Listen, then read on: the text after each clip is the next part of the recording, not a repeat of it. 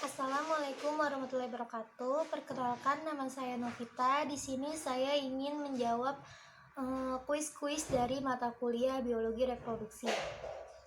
Pertanyaan yang pertama, apa sajakah hormon-hormon yang berperan pada sistem reproduksi laki-laki?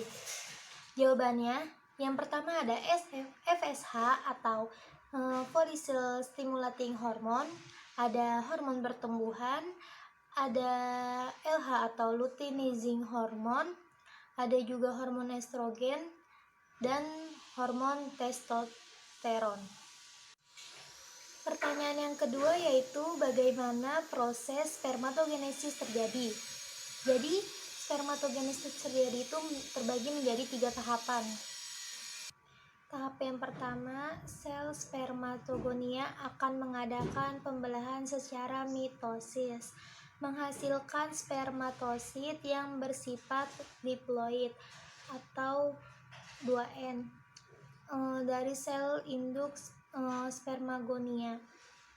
Sedangkan tahap kedua, pembelahan meiosis, ini terjadi reduksi spermatosit primer dan sekunder menghasilkan spermatid yang bersifat haploid.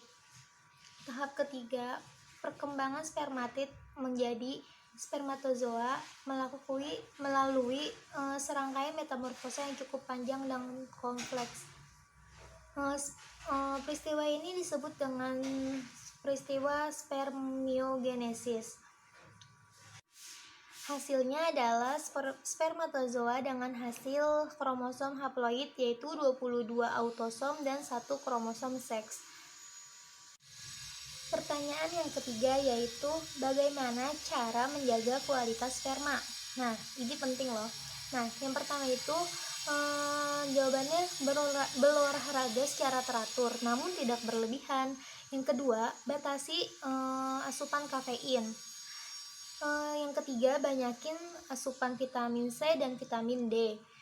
Terus yang keempatnya itu bisa juga hindari paparan zat kimia tertentu. Dan yang terakhir itu bisa juga batasi konsumsi alkohol. Dan masih banyak lain lagi cara untuk menjaga kualitas sperma.